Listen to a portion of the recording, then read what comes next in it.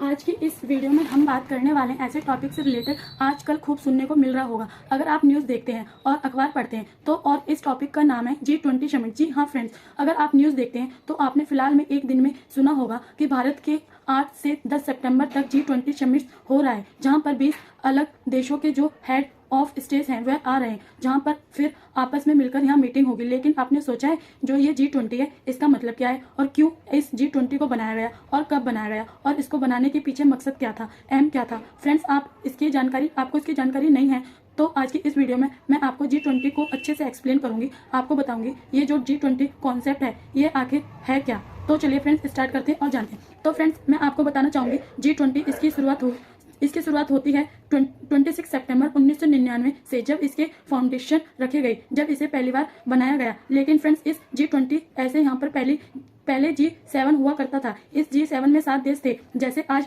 G20 में 20 देश हैं। जापान, इटली 7 देश वो थे, Italy, Germany, Karnataka, Japan, UK, US, Europe union शामिल थे। उस समय देश G7 में शामिल थे। लेकिन अब वर्ल्ड के अंदर कैरिस फाउंडेशनल रीजन आए तो उसके बाद यहाँ पर फिर जरूरत पड़ी G20 को बनाने की। तो इसको 1999 26 सितंबर को पहली बार बनाया गया।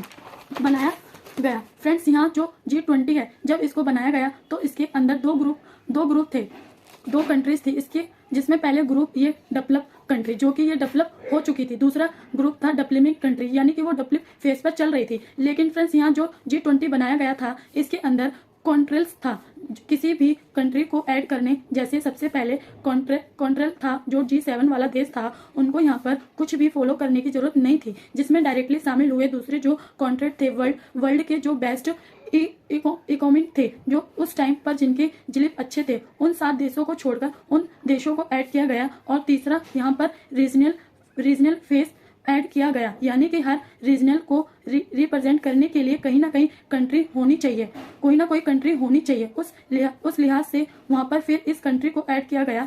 उस African can't say south African को ऐड किया गया, जैसे ऑस्ट्रेलिया से ऑस्ट्रेल को ऐड किया गया, जो हमारे अरबियन सी हैं, जो अरब कंट्रीज हैं।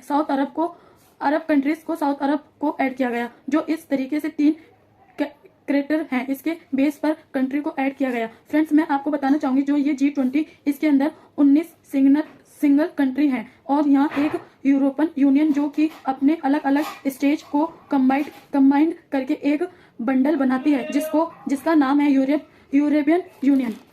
फ्रेंड्स, बात करें जब G20 बनाया गया उस समय जब इसकी मीटिंग हुई करती थी G20 के ये, तो वहां पर सिर्फ फाइनेंशियल मिनिस्टर मिला करते थे।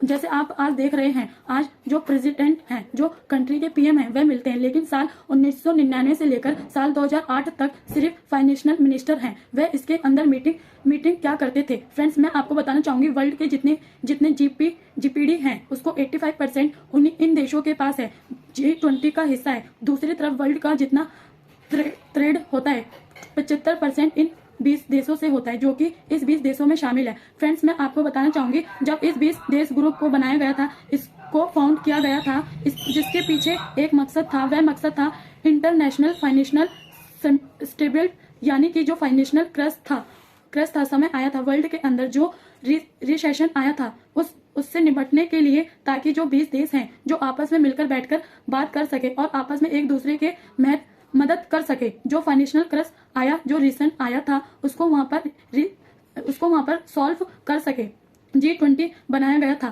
फ्रेंड्स, समय के साथ यहाँ पर टॉपिक इसके अंदर ऐड किए गए जहां पर G20 कंट्री बात करती है, वह है क्लाइमेट चेंज। आज के समय में क्लाइमेट चेंज को लेकर काफी सारे कंट्रीज हैं G20 के अंदर सीरियस हैं, वह आपस में बैठकर डिस्कशन करती है और फाउंड आउट करने की कोशिश करती है इसी क्लाइमेट चेंज को कंट्रोल किया जाए, वह कौन सा स्टेप है हमारे लेने के बाद हमारे जो अर्थ को, क्लाइमेट चेंज को, उसको यहाँ पर एक अच्छा सा लेवल तक रखा जा सके। तो फ्रेंड्स, ये था बेस G20 का, और मैं उम्मीद करती हूँ और आपको ये वीडियो अच्छी लगी होगी और आपको G20 के बारे में समझ आया होगा। तो प्लीज मेरे चैनल को सब्सक्राइब करें और मेरी वीडियो को लाइक करें।